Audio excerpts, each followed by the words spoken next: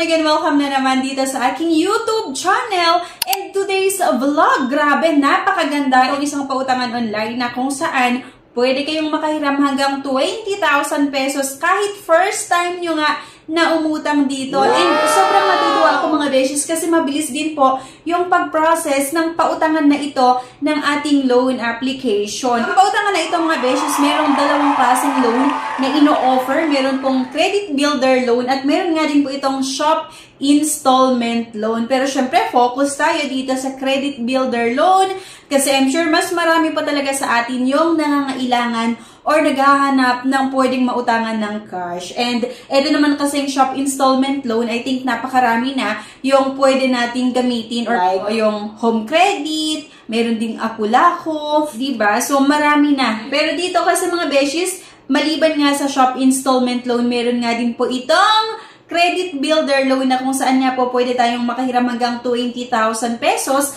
at napakahaba din po yung long terms na i-offer nito kasi hanggang 12 months, diba? Pero bago ang lahat, kung ngayon ka lang nanood sa aking mga videos or maaring lagi mong nakikita nga itong mga videos ko na dumadaan sa newsfeed mo pero hindi ka pa nakakapag-subscribe, abay pagkakataon mo na manalo ng isang cellphone. So kung makita nyo, meron tayong dalawang cellphone dito ha, na ready na ipamimigay natin. At yung winner nga natin ay ini-announce ko po every 25th of the month. At syempre, congratulations nga po sa winner natin last May.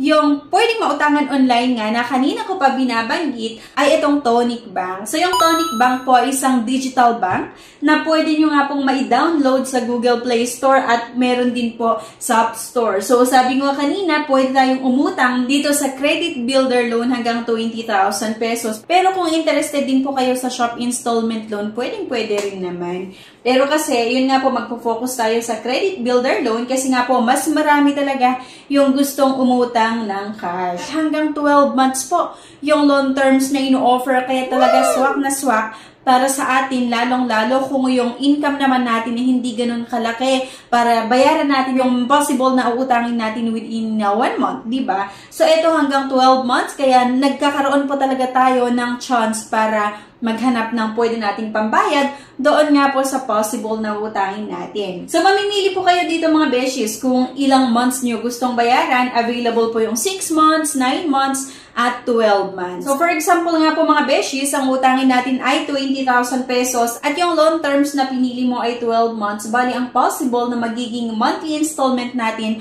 ay 2,153. So, by the way mga beshes, itong digital bank na Tonic ay bagong update po nila itong credit builder loan kasi before meron pa po itong ibang mga klaseng loan na ino-offer pero kasi ngayon mas pinabilis nga po yung pag-apply natin sa kanila ng loan, affordable monthly add-on interest rate. Okay, so syempre may mga nagtatanong sa inyo paano ba kami mag-apply dyan, Miss Yana.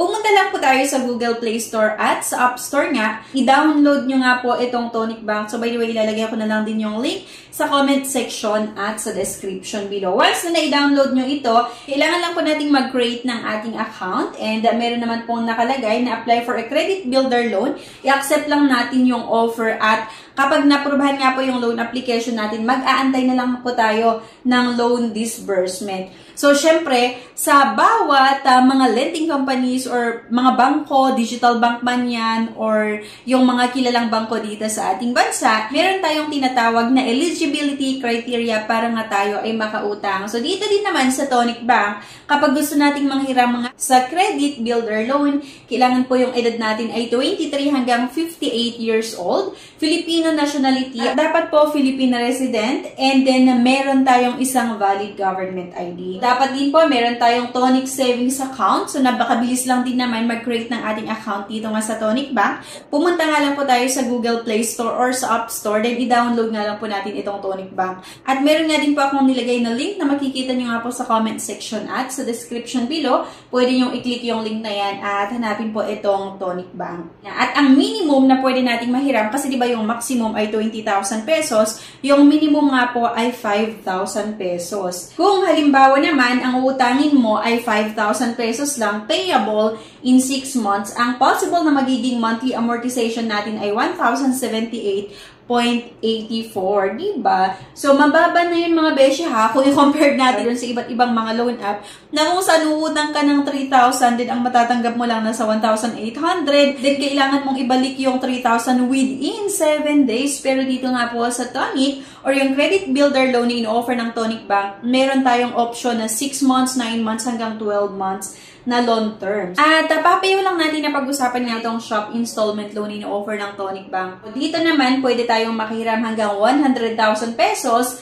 At para nga makautang tayo dito, kailangan lang po nating pumunta sa mga partner store ng digital bank na ito. In-store shopping made quicker and easier and better. So, dito din po mga beshies, mahaba pa rin yung long terms na ino-offer. So, for example nga lang po ang naaprubahan sa inyo dito sa shop installment loan ay 100,000 pesos. Kapag pinili natin yung 12 months na long terms, ang possible nga po na monthly amortization natin ay 10,810.35 per month. At kung sakali naman na ang pinili natin na long terms ay 9 months lang, ang possible na magiging monthly amortization ay 13,602.94 per month. Kung 6 months naman, doon sa 100,000 na naprubahan, 19,231.73 per month ang possible na magiging monthly amortization na. Pero mga beses ko ha, ito ay mga sample lang. Lahat naman po ay makikita nyo sa app mismo ng Tonic Bank kung sakali na subukan natin na manghiram nga dito.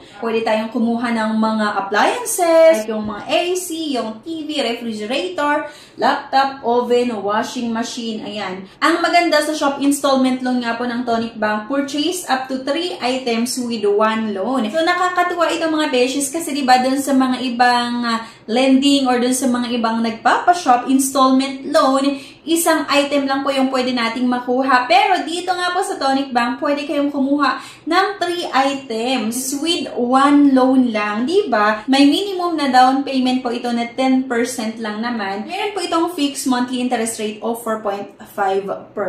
Ang maganda nga din po dito, diba? Isang valid ID lang yung requirements. Pwede nga po tayong makahiram. Ayun nga po, 5,000 hanggang 100,000 pesos yung pwede nyong makuha nga dito sa shop installment loan. At alam nyo ba, isa sa maganda dito ay wala po itong credit history at wala ding collateral needed. Kasi minsan, ang hirap lang makahiram sa ibang bank, diba? Kasi meron silang tinatawag na credit history or credit history check na kung saan kapag meron kang negative records nga po sa ibang bank, hindi ka makakautang. Pero nakakatuwa lang kasi kay Tonic Bank, wala po itong credit history and no collateral needed. 100% digital din po ito mga beshies. Lahat po ng loan infos can be seen on Tonic app. Para nga maka-avail tayo dito sa shop installment loan, pumunta lang ulit tayo sa Google Play Store or sa App Store at i-download nga po yung Tonic app. Pumunta lang po tayo sa mga partner store nga nito at syempre magtanong lang tayo doon sa promoter ng unique QR code. I-scan lang po natin yung QR code at lahat po naman po ng transaction makikita natin sa Tonic app. Nako-complete nga lang po natin yung loan application doon sa store mismo and i-accept lang po natin yung offer. Then i-finalize your purchase at yun na, tapos na, diba? So napakadali lang po makakuha